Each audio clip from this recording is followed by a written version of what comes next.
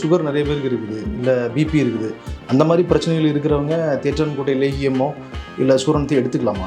அதிகமான மருத்துவ பலன்கள் பழத்துலேயும் இருக்குது, மரத்தோட பட்டையிலையும் இருக்குது, கொட்டையும் நம்ம அதிகமாக சித்த மருத்துவத்தில் பயன்படுத்துகிறோம். என் குழந்தை என்னதான் சாப்பிட்டாலும் வெயிட் கெயின் ஆகவே இல்லை, ரொம்ப ஒல்லியாக இருக்கான்னா தேற்றான்கோட்டையை பயன்படுத்தலாம். ஸோ இந்த கொட்டை ரொம்ப ரொம்ப வீரியமானதாக இருக்கும். இப்போ நம்ம தண்ணீரில் ஊற வச்சு இளநீரில் நல்லா வேக வைக்கிறோம், பசும்பாலில் வேக வைக்கிறோம். ஸோ எங்கள் அடல்ட் சொல்லுவாங்க, எனக்கு ஸ்டாமினா இல்லை, எரெக்ஷன் கிடையாது, ஸ்பெர்ம் கவுண்ட் ரொம்ப கம்மியாக இருக்குது, ஜிம் போகிறேன். இந்த தேற்றான்கோட்டையை நல்லா தண்ணியில் ஊற வச்சு இழைச்சிப்பாங்க. இழைச்சிட்டு இது என்ன பண்ணுவாங்கன்னா, இது கூட வசம்பு வசம்பு நம்ம இழைச்சிக்கலாம். ஆமாங்க, 1 வருஷமாக எனக்கு இந்த பிரச்சனை இருக்குன்னு சொல்லுவாங்க. அதுதான் ஸ்டார்டிங் பாயிண்ட். ஸோ அந்த சைன் இருந்துச்சுன்னா இம்மிடியேட்டாக நம்ம கிட்னியை டெஸ்ட் பண்ணிக்கிறோம். ஸோ அப்போல்லாம் நமக்கு அந்த அவேர்னஸ் வராது. ஒரு சித்தா மெடிசன் எடுக்கும்போது இதில் ஏதாவது சைடு எஃபெக்ட் வந்துருமா, இது போய் இப்படி நிறைய கொஷின்ஸ் வரும். நான் சொல்லி இந்த தேற்றான்கோட்டையை சிறுகரை சாரில் பாவனை செஞ்சு ஒருத்தர் எடுத்துகிட்டு எனக்கு கொடுத்தாரு. 3 கிலோ கிட்ட கொண்டு கொடுத்தாரு ஒருத்தர்.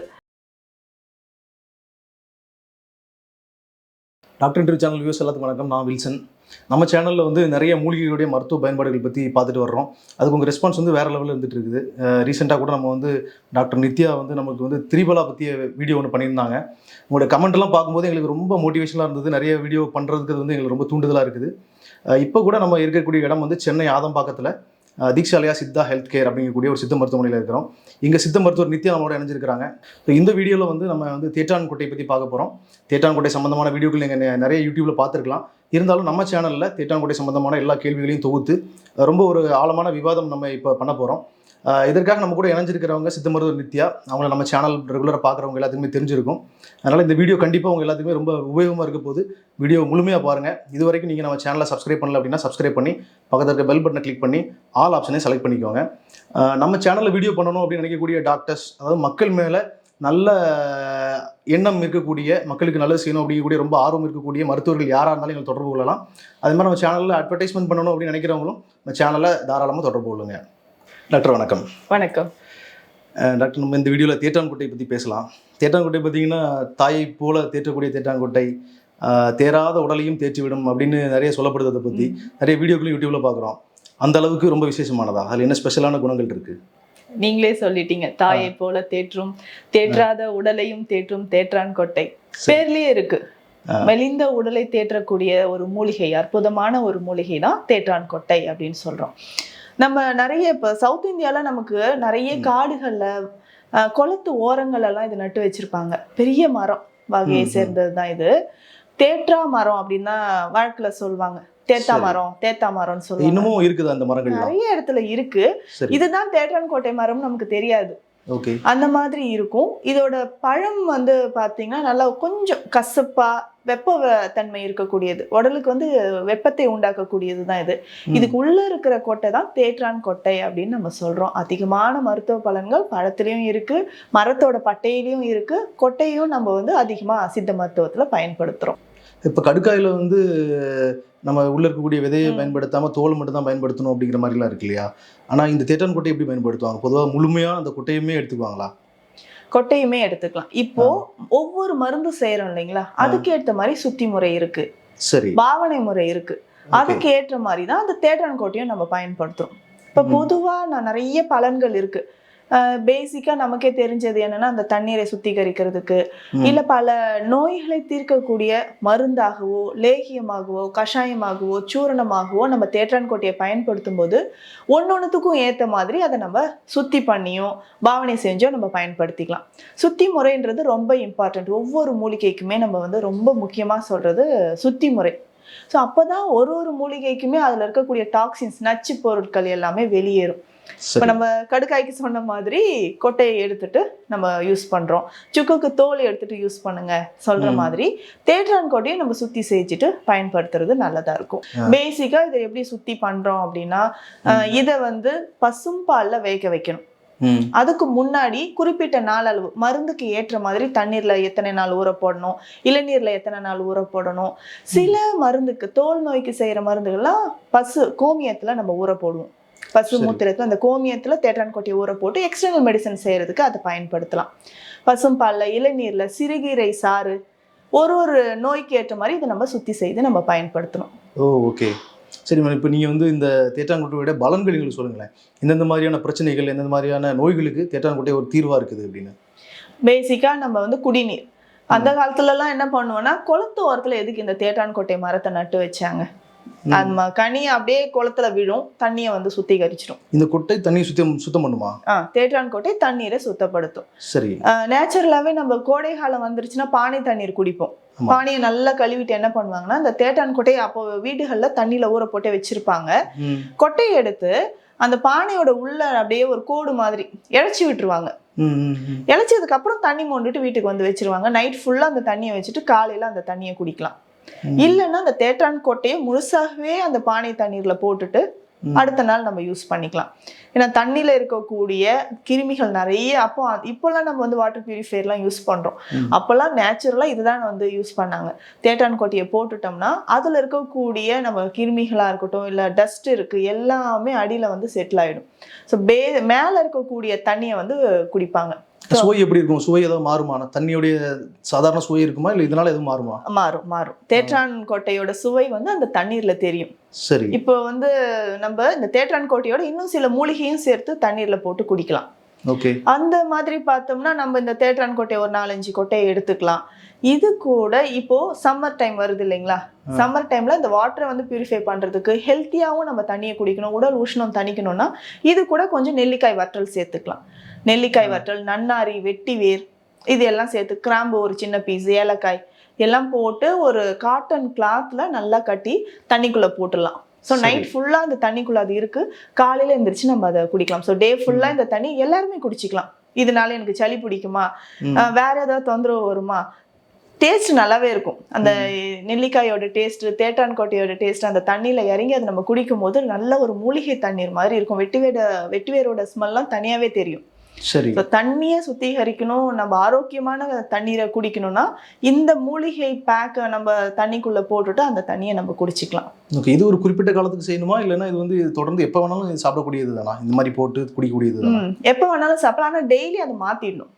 ஒரு நாளைக்கு நம்ம ஒரு பேக் உள்ள போடுறோம்னா அடுத்த நாள் அது வேற மூலிகையை போடணும். அதுல சரி, வேற இதை எடுத்துட்டு வேற மூலிகையை நல்லா வாஷ் பண்ணிட்டு பானையை நல்லா கழுவிட்டு திரும்ப அடுத்த நாள் புது தண்ணியை வச்சு இதை குடிக்கணும். தண்ணியை வந்து இப்படி எடுத்துக்கலாம். அதே மாதிரி நம்ம தேற்றான் பவுடர் இருக்கு இல்லைங்களா? தேற்றான்கொட்டையுடைய பொடி அதை பயன்படுத்துறதை விட தேற்றான்கொட்டை சூரணமா பயன்படுத்தலாம். சரி. சூரணம் பொடினா இது தேற்றான்கொட்டையை மட்டும் தனியா நம்ம பொடி பண்ணி வச்சிருப்பாங்க. சூரணம் சொல்லும் போதுதான் அதை சுத்தி செய்து தேற்றான்கொட்டையோட இன்னும் சில மூலிகைகள் சேர்த்து நம்ம யூஸ் பண்றது. அதுல நல்ல நமக்கு பெனிஃபிட்ஸ் அதிகமா இருக்கும் தேற்றான்கொட்டை சூரணம் பயன்படுத்தும் போது. சரி மேம். இப்போ பியூரிஃபையர்லாம் பார்த்தீங்கன்னா உப்பாக இருக்கக்கூடிய தண்ணியை வந்து ஃபில்டர் பண்ணி நமக்கு நல்லா சுவையான தண்ணியாக தருதில்ல, அந்த மாதிரி வேலையை தேற்றான்கொட்டை பண்ணுமா?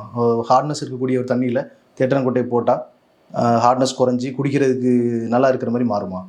மாறும். என்னன்னா இப்போ சில இடத்துல உப்பு சத்து அதிகமா இருக்கும், சுண்ணாம்பு சத்து சில தண்ணிகள் அதிகமா இருக்கும். அந்த தண்ணி போற பைப் எல்லாம் கொஞ்ச நாள் கழிச்சு பார்த்தோம்னா படிஞ்சே இருக்கும். நம்ம இப்போ சென்னையில எல்லாம் கூட சில ஏரியால அந்த மாதிரி இருக்கு, கழட்டி மாட்ட வேண்டியது இருக்கு, கழட்டி மாட்டுவாங்க. ஸோ அப்போ நம்ம வந்து இப்போ RO யூஸ் பண்ணிட்டு இருக்கோம். முன்னாடி எல்லாம் இதுதான் செப்பு தகடு பயன்படுத்துவாங்க, தேற்றான்கொட்டை இந்த மாதிரி மூலிகைகளை பயன்படுத்தி தான் அடியில பார்த்தோம்னா அந்த உப்பு சுண்ணாம்பு சத்து எல்லாமே அடியில படிஞ்சிருக்கும். பாத்திரம் கழுவும் போது நல்லாவே தெரியும். ஒரு குறிப்பிட்ட அளவுக்கு மேல கீழே இருக்கிற தண்ணியை நம்ம யூஸ் பண்ணாம விட்டுலாம். மேல பாதி அளவுக்கு கீழே கொஞ்சம் தண்ணியை மட்டும் நம்ம குடிச்சிட்டு ஸோ அது எல்லாமே கீழே செட்டில் ஆயிருக்கும். ஒரு செம்பு தகடு நல்லா கழுவி பானைக்குள்ள போட்டுருவாங்க. அதுக்கப்புறம் இந்த தேற்றான்கொட்டையும் போட்டு வச்சுதான் தண்ணியை குடிச்சிட்டு இருந்தாங்க. இப்படி குடிக்க தான் நமக்கு வந்து அந்த மாதிரி உப்பு சுவை சுண்ணாம்பு சத்து அதிகமா இருக்கிற தண்ணீர் கூட இயற்கை மூலிகை சேர்ந்த ஒரு ஆரோக்கியமான தண்ணியா மாத்தி தான் நம்ம முன்னோர்கள் இதை குடிச்சிட்டு இருந்தாங்க. அதுல தேற்றான்கொட்டைக்கு பெரும் பங்கு இருக்கு. சரி. முன்னோர்கள் சித்தர்கள் தேற்றான்கொட்டை பத்தி தான் சொல்லியிருக்கிறாங்களா? நிறைய சொல்லியிருக்காங்க. அதாவது தீராத நோயையும் தீர்க்கும். இப்போ ரத்தத்துல நமக்கு வந்து ஒயிட் பிளட் செல்ஸ்ல வரக்கூடிய லுக்கீமியான்னு சொல்ற பிளட் கேன்சர்ல இருந்து நமக்கு சிறுநீரக பாதிப்பு செயலிழப்பு ஏற்படுது இல்லைங்களா? சிறுநீரக செயலிழப்பு CKDன்னு சொல்லுவோம், கிரானிக் கிட்னி டிசீஸ். ரொம்ப வருஷமா எனக்கு பிளட் ப்ரெஷர் இருந்து சிறுநீரக செயலிழப்பு இருக்கு, இந்த மாதிரி கண்டிஷனுக்குமே நம்ம வந்து தேற்றான்கொட்டை மிக சிறந்த மருந்தாக இருக்கு. அப்பதான் இந்த தேற்றான்கொட்டைய கற்ப மருந்தா நம்ம சித்தர்கள் சொல்லியிருக்காங்க, முக்கியமா சிறுநீரக நோய்க்கு. ஓகே. சிறுநீரக நோய்க்கு இது வந்து ஒரு சிறந்த ஒரு கற்ப மருந்து அப்படின்னு சொல்லியிருக்காங்க. இதை தாண்டி பார்த்தோம்னா இந்த எஸ்டிடின்னு சொல்லுவோம், செக்ஷுவல் டிரான்ஸ்மிட்டட் டிசீஸ், சிஃபிலிஸா இருக்கு. ஒரு சிலர் வந்து வெளியில சொல்லவே மாட்டாங்க.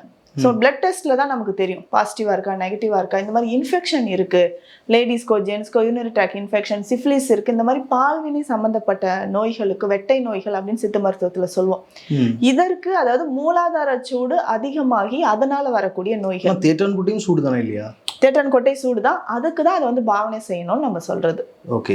பாவனை செய்யும் போது அந்த மூலிகையோட மருத்துவ குணம் மாறாமல் அதோட வெப்பத்தன்மையோ இல்ல குளிர்ந்த தன்மையோ மாற்றப்படும்.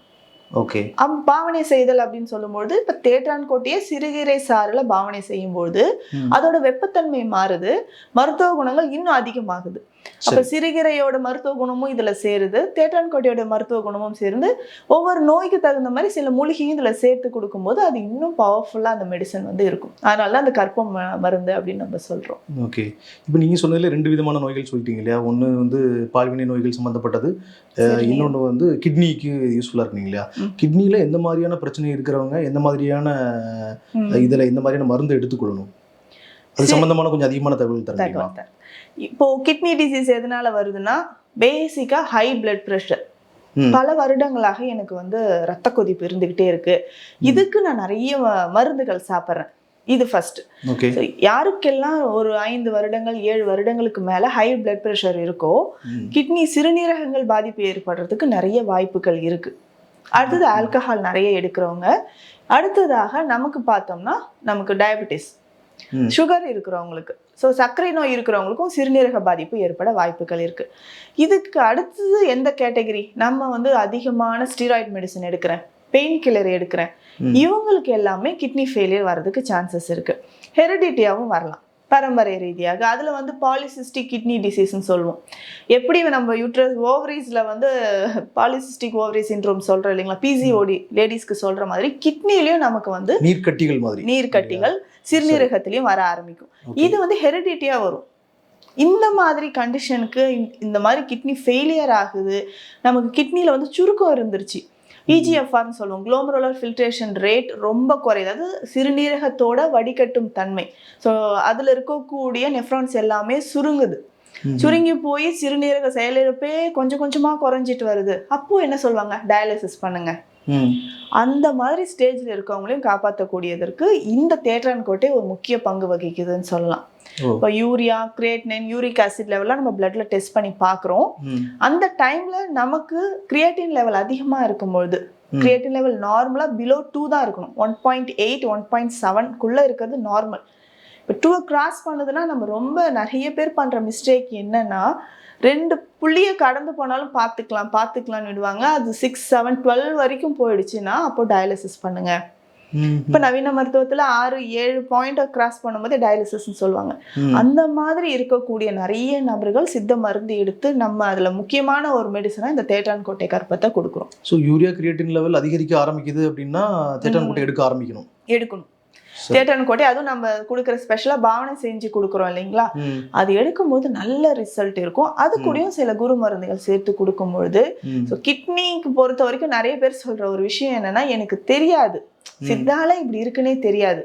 இன்னொரு விஷயம், கிட்னி ஃபெயிலியர் இருக்கிற பேஷண்ட்ஸ்க்கு அந்த சிம்டம்ஸ் தெரியாமலே இருக்கும்.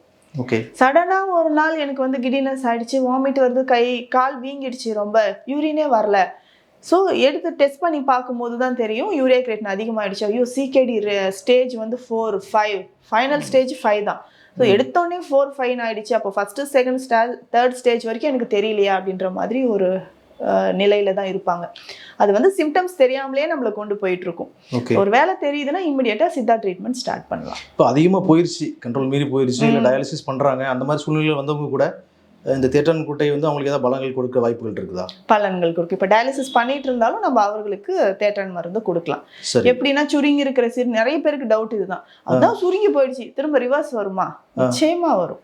என்ன பிளட் வெசல்ஸ்ல போயிட்டு அந்த மைக்ரோ வெசல்ஸ்ல நம்ம சாப்பிட்ற மெடிசின்ஸ் போயிட்டு ஆக்ட் பண்ணணும்.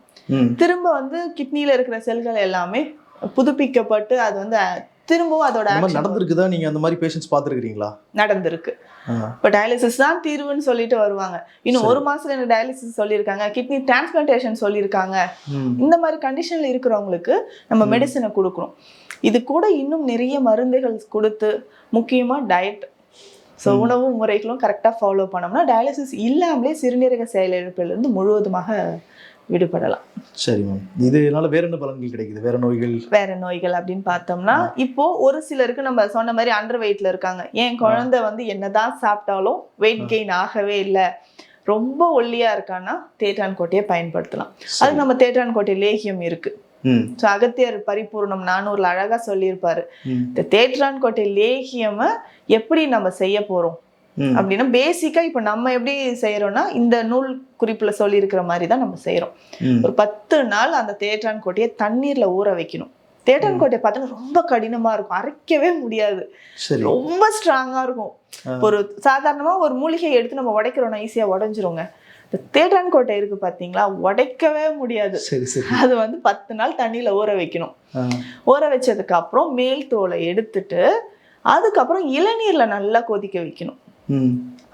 அதுக்கப்புறம் எடுத்து நல்லா காய வச்சுட்டு திரும்பவும் பசும்பாலை நல்லா கொதிக்க வச்சு எடுக்கணும்.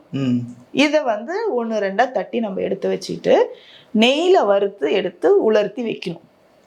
இதுலதான் நம்ம லேகியம் செய்ய போறோம். ஸோ இந்த கொட்டை ரொம்ப ரொம்ப வீரியமானதா இருக்கும். இப்போ நம்ம வந்து தண்ணீர்ல ஊற வச்சு இளநீர்ல நல்லா வேக வைக்கிறோம், பசும்பால்ல வேக வைக்கிறோம், அதுக்கப்புறம் உலர்த்தி நெய்ல வறுத்து எடுத்து வச்சிருக்கோம். இது கூட என்னென்ன சேர்க்க போறோம்? குழந்தைகளுக்கு ஜென்ரலா ஸ்டாமினா இன்க்ரீஸ் பண்றதுக்கு திரிகடுகு, திரிஃபலா, சிற்றரத்தை, சீரகம் இது எல்லாமே நம்ம சேர்க்க போறோம். திரிகடுகுனா நமக்கே தெரியும், சுக்கு, மிளகு, திப்பிலி. திரிஃபலானும் நமக்கு தெரியும், கடுக்காய், நெல்லிக்காய், தாண்டிக்காய். சிற்றரத்தை, சீரகம், வால்மிளகு இது எல்லாமே சேர்த்து கற்கண்டு, கொஞ்சமா இதுல ஜாதிக்காயும் நம்ம சேர்த்துக்கலாம். சரி, சேர்த்து நெய், தேன் எல்லாம் விட்டு தான் இந்த லேகியத்தை நம்ம ரெடி பண்ண போறோம். பொதுவா லேகியம் சாப்பிட்டா கொஞ்சம் வெயிட் கெயின் ஆகும். என்னன்னா இதுல இனிப்பு இருக்கு, நெய் சேர்க்கிறோம், நாட்டு சர்க்கரை சேர்க்கிறோம், தேன் சேர்க்கிறோம், அதனால குழந்தைகளும் ரொம்ப விரும்பி சாப்பிடுவாங்க. அந்த மாதிரி இந்த தேற்றான் லேகியம் கொடுக்கும்போது அண்டர் வெயிட்ல இருக்கு, அதனாலதான் சொல்லியிருப்பாங்க தேற்றாத உடலையும் தேற்றும் தேற்றான் அப்படின்ட்டு. ஸோ அண்டர் வெயிட்ல இருக்கு, எனக்கு ஸ்டாமினா இல்லை, நிறைய ஆண்கள் சொல்லுவாங்க.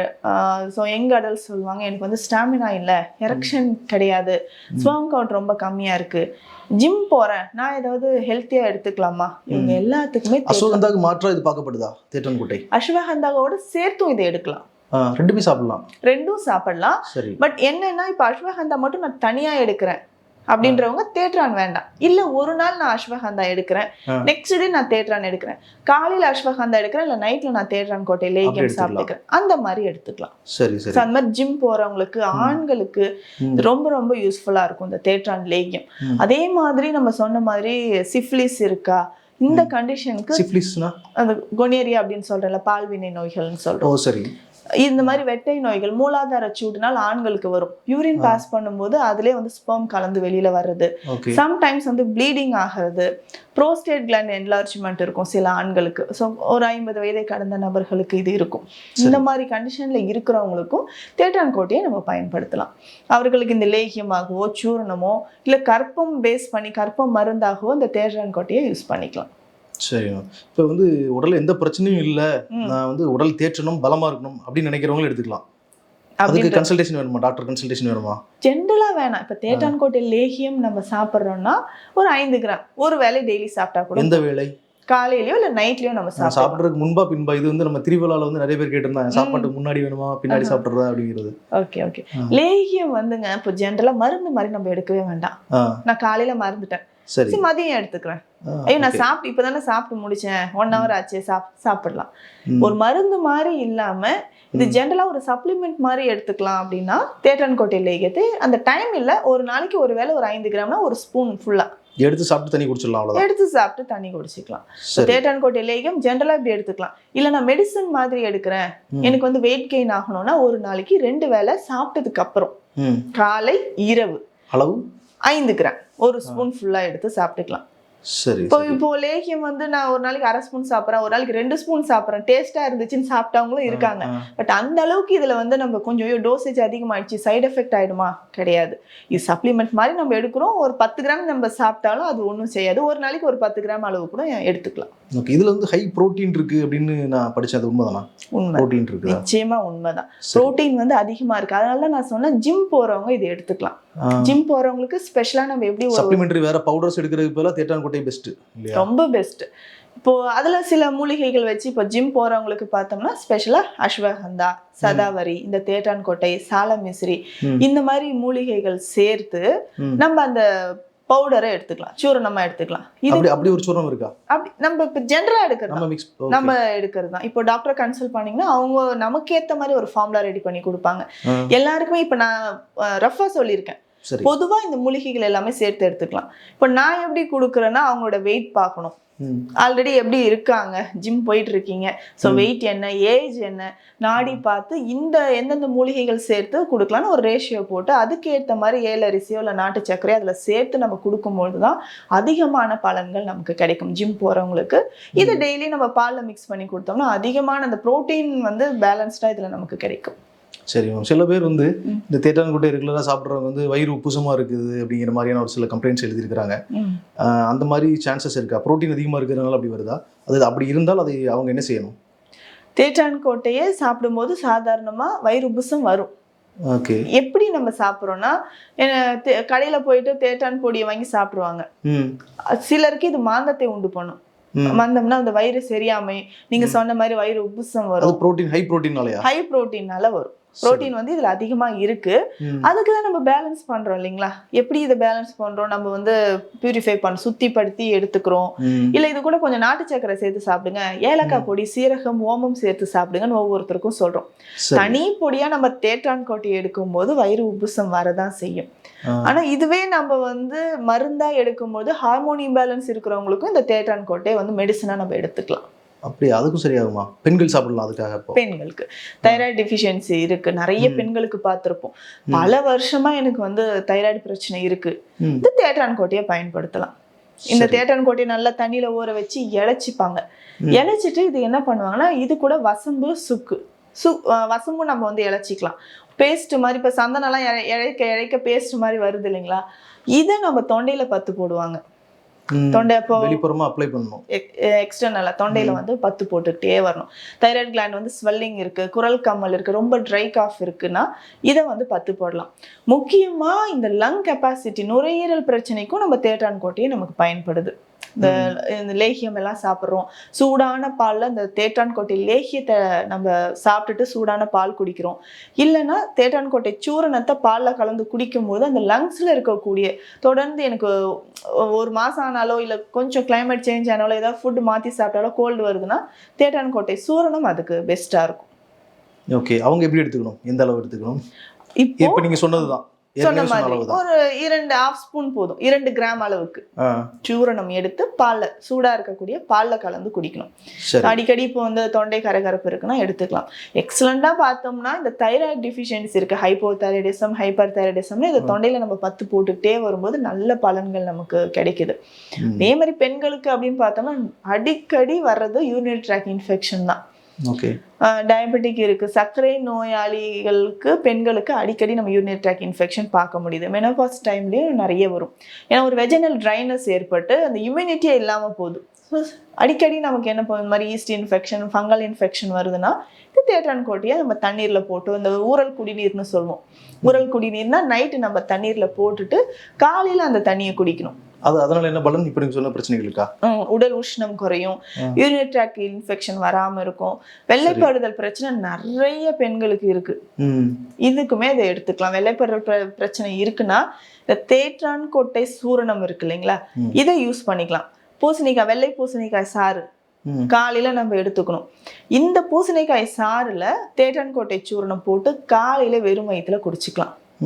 இல்லைன்னா இந்த நீராகாரம் இருக்கு இல்லைங்களா, பழைய சாதத்துல இருந்து எடுத்த தண்ணி, இந்த தண்ணியில தேட்டான்கொட்டை சூரணம் போட்டு குடிக்கணும்.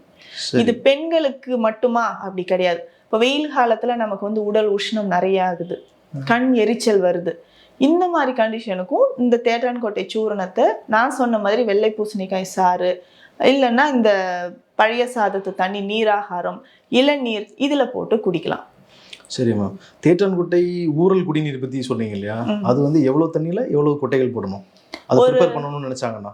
ரொம்ப சிம்பிள், கணக்கெல்லாம் கிடையாது. இப்போ 1 லிட்டர் தண்ணி இருக்குன்னா ஒரு 10 கொட்டைகள் நைட்டே நம்ம போட்டு வச்சிடலாம். சரி. இது கூட வேணும்னா நன்னாரி ஒரு 2 துண்டோ வெட்டி வேர் கொஞ்சம் போட்டு வச்சுட்டு காலையில அது குடிச்சிக்கலாம். ரொம்ப உடல் உஷ்ணம் இருக்கு, கிட்னி ஸ்டோன் இருக்குன்னா இளநீர்ல தேற்றான் கொட்டையை போட்டு மூடி வச்சிடணும். இளநீர்லயே அந்த ஓபன் பண்ணிட்டு 4-5 கொட்டையை போட்டுட்டு மூடி வச்சிடணும். காலையில அந்த இளநீரை குடிச்சிக்கலாம். அது வந்து கிட்னி ஸ்டோன்ஸ் இருக்கிறவங்க நீர் போகும்போதே எனக்கு எரிச்சல், நீர் சுருக்குன்னு சொல்லுவாங்க. நீர் போகும்போதே யூரின் பாஸ் பண்ணும்போது எரிச்சல் இருக்கும். இதே இன்னும் ஒரு சிலருக்கு பார்த்தோம்னா யூரின் பாஸ் பண்ணும்போது நுரையா வருதுன்னு சொல்லுவாங்க. புரோட்டீன் லீக்கேஜ் இருக்கும் யூரின்ல. அதுதான் கிட்னி ஃபெயிலியருக்கு ஃபர்ஸ்ட் சைன் நம்ம சொல்லலாம்.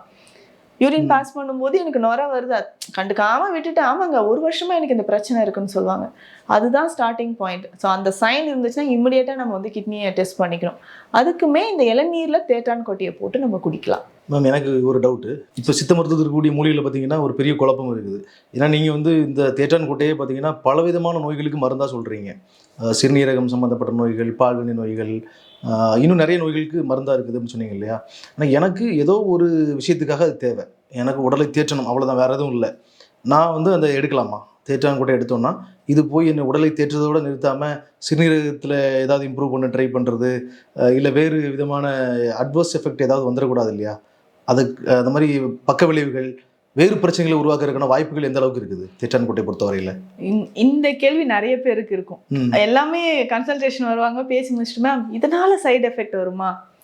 ஏன்னா நம்ம ஒரு விஷயம் வெளியில போய் நம்ம ஒரு ஃபுட் எடுக்கிறோம்னா அது நல்லதா கெட்டதான்னு பாக்குறது இல்லை. ஜங்க் ஃபுட்ஸ் நிறைய சாப்பிட்றாங்க.